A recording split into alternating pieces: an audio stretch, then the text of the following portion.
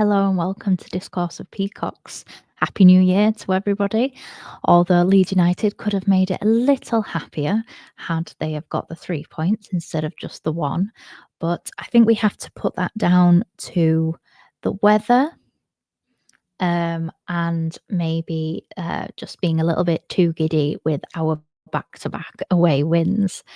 I do want to just go straight into the good of this game because I have had to dig quite deep to get good points out of this game, simply because it was an incredibly frustrating game. Blackburn Rovers came for a point, and anything else would have been a bonus for them. I have never seen more negative, time wasting football. I thought Watford were bad, but Blackburn are just something else. I thought Burnley were bad for it, but again, Blackburn are something else. John Eustace, take a bow. You have one way to do things and you do it incredibly well. So hats off to Blackburn Rovers for getting the job done. There is no wonder why you can never sell out your home stadium if that is the type of football that you have to offer your fans. Let's get straight on to the good. Let's start with Solomon. Solomon for me was our man of the match. Well, he was my man of the match.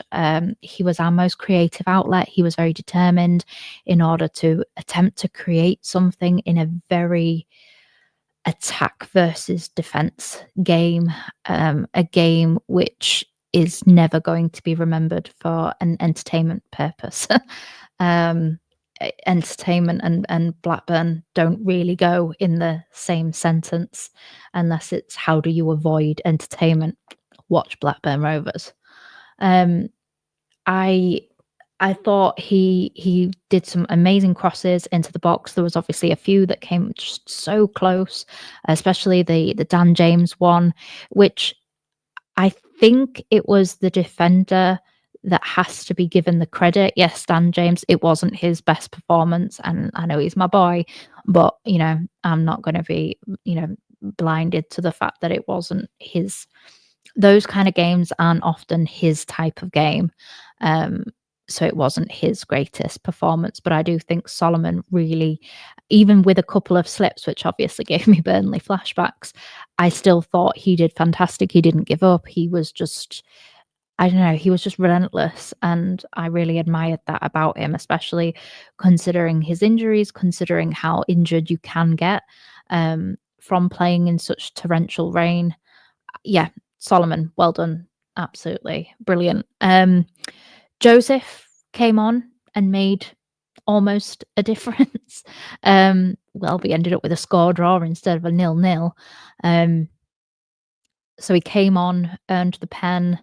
It was soft, but by the letter of the law, it was a pen. And I'd have been frustrated, but I would have understood it. I wouldn't have said it was one of those that was incredibly unfair had it been given against us. I do think that it is the it is a foul, and therefore it was a pen. And again, Eustace can go do something if he says that that wouldn't have been given at the other end, considering last year against Birmingham in the first away game of our season. That's exactly what happened. Dan James did a very soft foul and they got a penalty in like the 87th minute or something like that. So yeah, absolutely swivel. Strauch back to scoring pens, which is brilliant. That's 2 out of 3. Obviously, he scored the one against. Which one did he score against? It was the opening day of the season, Portsmouth, and I can't remember. He missed one as well. It was a soft one. I can't remember which game that was, but anyway, he missed it. But now he was back to scoring, brilliantly taken, very confident, very calm, focused. And then those were some sweet couple of minutes. Yay. We are still top of the league. this was the first goal against a Eustace side that we scored because we didn't score against Birmingham last year. We lost 1-0. We didn't score against Blackburn last year. Again, at home, we lost 1-0. At Blackburn this year, again, we lost 1-0. And then this year, we finally, this home game. Another good point I've got is fingers crossed. If we do our job for the rest of the season, that is the last time for a very long time. Hopefully, we will have to play a Eustace team. So, yeah, that's a positive. We don't have a Eustace game at the end of the season. We've got it out of the way. It's done. Now we can go on to the rest of 2025 and hopefully have answers to all of these questions. There seems to be a manager, a season that Farker has an issue with. Last year it was Russell Martin. This year it's John Eustace. And to be fair, last year it was John Eustace as well. But that's the last time, fingers crossed, we have to play him this season. We still have only lost one game at home this season. So we've got 32 out of 39 points available at home this season. I don't think that's a bad return at all, really. I think that's brilliant, if I'm being honest. Yeah, that's probably it for the good, unfortunately. The bad, it's not too bad. Like, I think a lot of it you've got to take into the context of what happened everywhere else in the league. I could have been a lot more negative. I could have been a lot more positive. But yeah, the bad, we don't shoot from outside of the box. It's something I've been frustrated with for the last 2 seasons, really. When it comes to things like this, you have multiple options of how to kind of deal with a team like this. You pack out the midfield, you move the ball very, very quickly with short, sharp movements, progressing up the pitch, not just maintaining possession, but actually moving in those triangles up the pitch instead of just moving backwards and then backwards and then backwards kind of thing. You move the triangle further and further up the pitch. Or you shoot from outside of the box. And because of the fact that we don't have players and that potentially the Farker system, because it relies so heavily and puts kind of possession at the top of everything, I think one of the rules is that unless you've got a clean shot, don't lose the ball. And sometimes that puts fear in players when it comes to taking that shot. Yes, you don't want to just shoot it because you're frustrated, but it's something that we should practice because it's another way to win a game.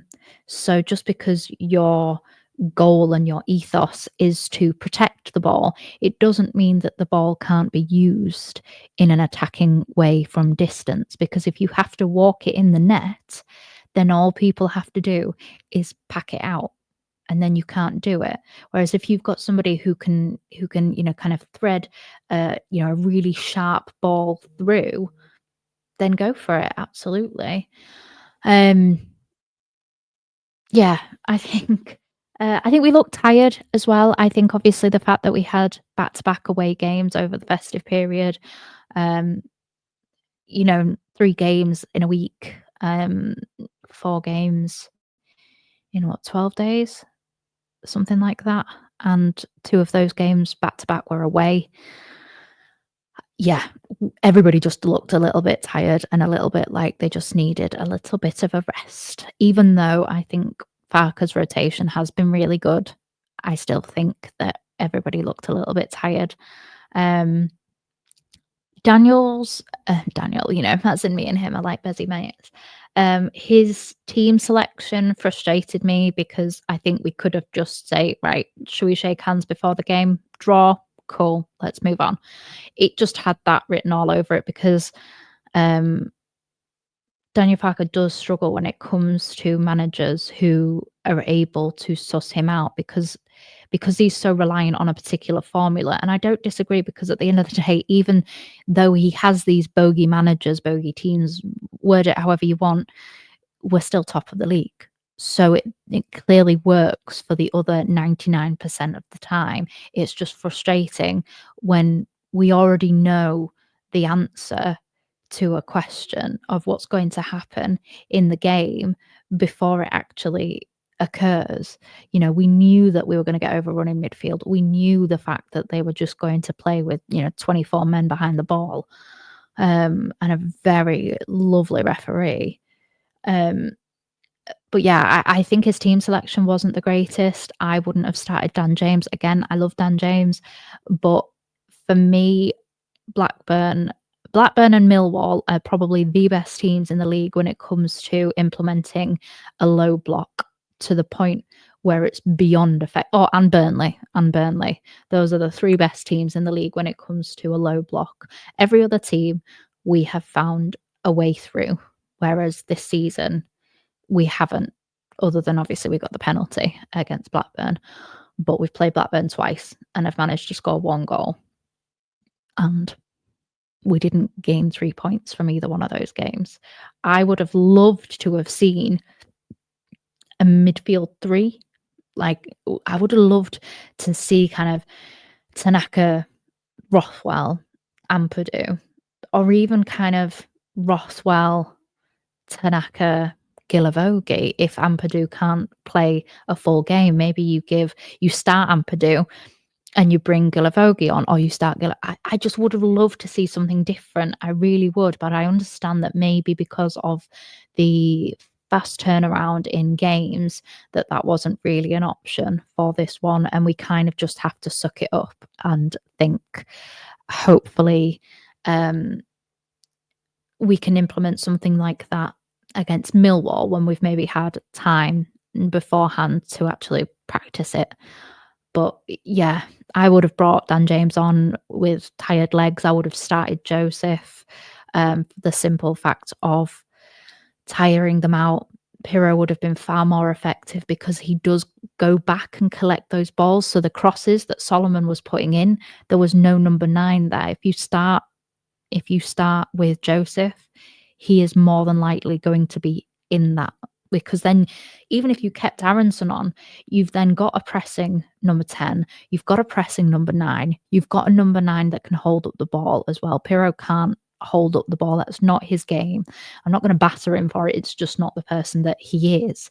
Frustrating at times, but it's just not the player that he is. Solomon shouldn't have gone off. Dan James probably should have gone off. I also wouldn't have brought Nonto on because I didn't think he was any good when he came on.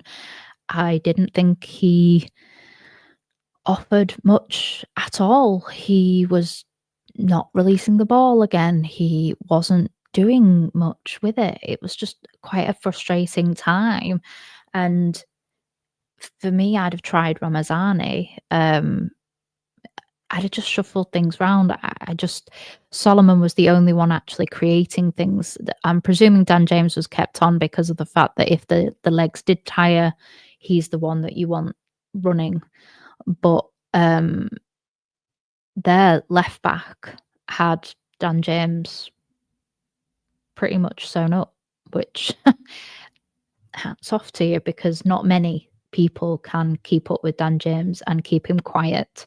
But because of that, and because of the fact that Farker is quite loyal to players who have kind of repaid his loyalty over and over again, which Dan James has done this season, I think Eustace knew exactly who was going to play.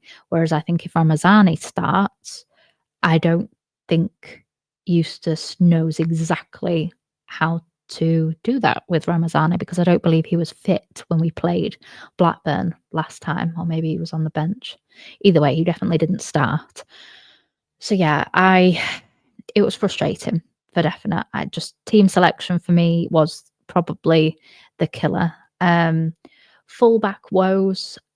We had both of our fullbacks go off, one at half time in Sam Byram, who we found out later was struggling with a cold, so therefore he was struggling to breathe. And then Bogle went off about the 50th minute mark, so not long at all into the second half, which obviously was very concerning considering, again, how much running he does up and down that flank. Fingers crossed, Farkas said it was a dead leg, so he should be back for the weekend's game. I don't want to risk him though. I'd rather see somebody else in there. I'd rather give Schmidt a chance. Put Dan James at right back. I know it sounds a bit wild and out there, but is it any worse than playing Ampadu, who is not a right back by any stretch of the imagination, at the back? At least he's going to be defensively good and have energy and all of these things. But that's another conversation. Fingers crossed we can get back, but I think it shows how much width and attacking impetus our fullbacks offer when you have to swap them halfway through. And I think Bogle will be maybe appreciated a little bit more. Not saying that we don't appreciate him, but I think just when you lose him and you have Ampadu, who is not a kind of he's not a winger type runner kind of thing, whereas Bogle is. He, runs back and forth like Ayling in his prime. Ampadu doesn't do that, so you lose a lot, and then you expect Dan James to have to run even further, and Ampadu, with not being a fullback, doesn't have that natural kind of momentum and back and forth. He did try some good long balls to Dan James, which a couple of them paid off. But yeah, I don't want that again. I don't want to see Ampadu at right back. I'd rather not see him on the pitch. I'd rather play somebody else. Maybe give Schmidt a chance. I'm not buying into the whole, why did we buy Schmidt if we're never going to use him? But, we saw that with Gruev last year, and then Gruev played every game after Christmas. So there's plenty of games left. I think that's it for the bad. Let's go on to the grind, because this is what this game is a fine example of. There's 46 games. You're not going to win every one of them. Every team in the top three dropped points. We didn't drop as many as Sheffield did against Sunderland. We scored another goal. Yes, I know, obviously it got cancelled out, but you never know if the table carries on being as compact as it is at the top. Goals scored might come into it. So, we scored a goal.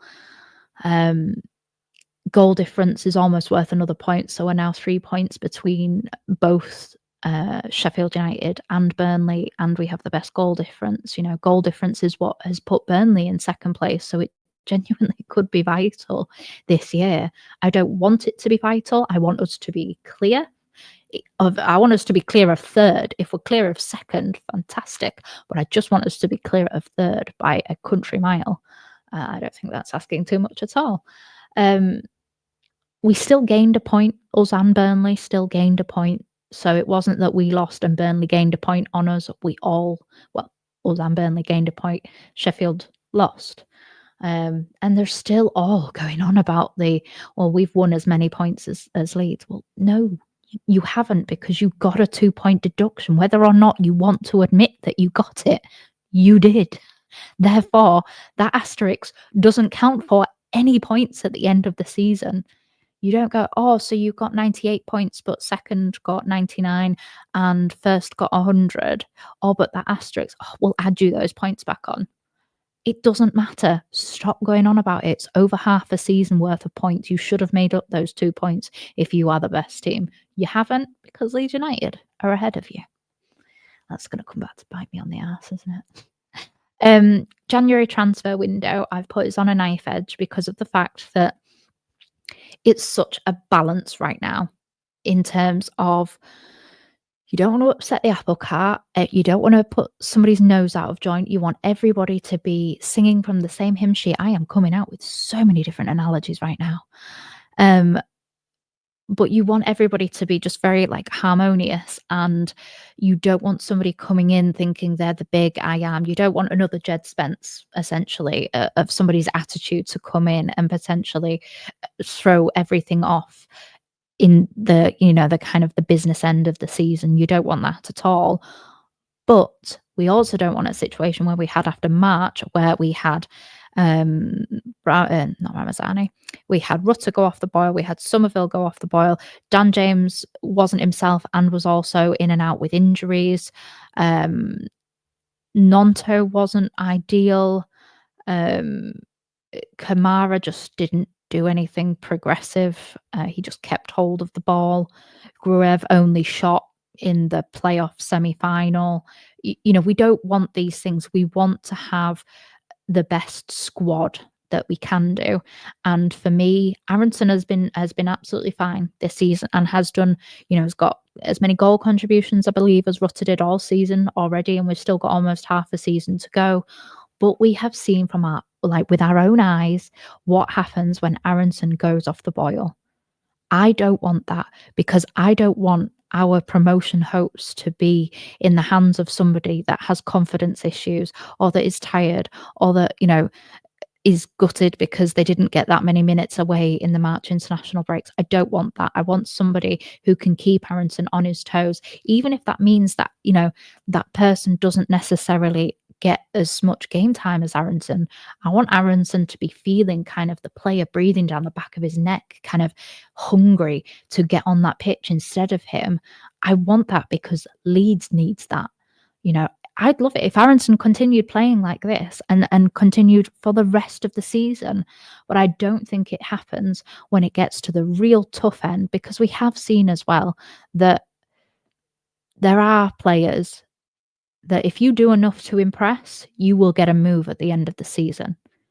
So Leeds United might not matter. And that's a really harsh reality that we all have to face, is that we love Leeds. We as fans love Leeds. But not every player loves the club like we do.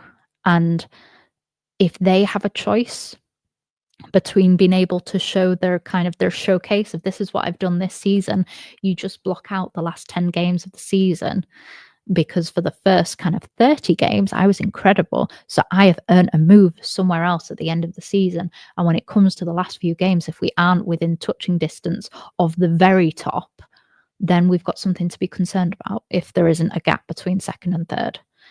So I think we need reinforcements in January, but I do understand how difficult it must be as an owner, as a manager, as teammates to think, I don't want to have this entire weight of expectation on my shoulders. If something goes wrong, I'm letting down the team.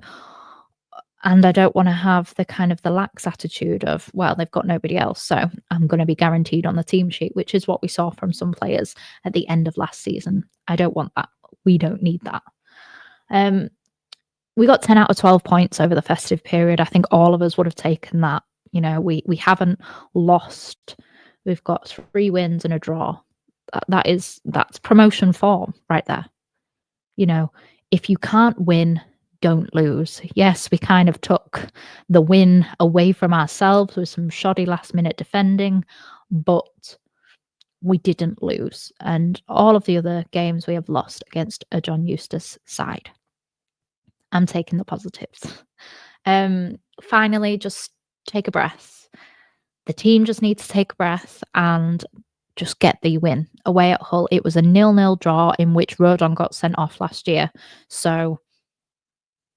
But this is a different Hull team. Their confidence is shot.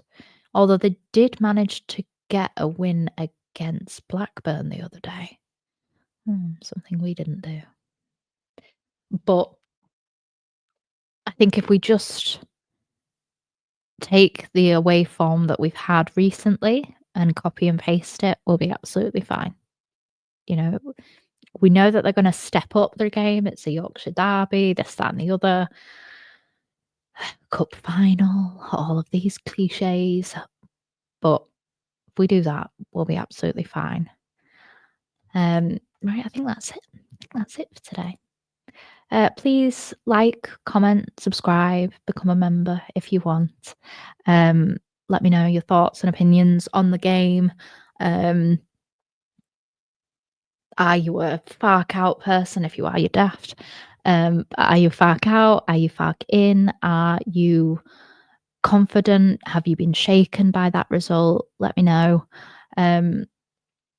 Also, I've got a potential new thing that I'm going to be releasing on Fridays. It might not start this Friday. Maybe I'll try and do it for tomorrow. But I want to release this particular video every Friday. And for the people that struggle with longer videos, it will be good. This is one definitely for you because it will be a 5-minute Friday video. I want to kind of take random subjects. So please feel free to comment anything that you wish me to have an opinion on, whether it's Leeds United, whether it's a wider football issue, whether it's something completely different, just a random topic. And I will discuss my thoughts and feelings on it for 5 minutes and 5 minutes only. Um, Even if you want to know anything about me, questions about me, and I'll give you a little rundown for 5 minutes. But yeah, that's what I would like to start doing, a 5-minute Friday video. So get any comments, questions, anything in the comments down below, and I will see you guys in the next one. Bye.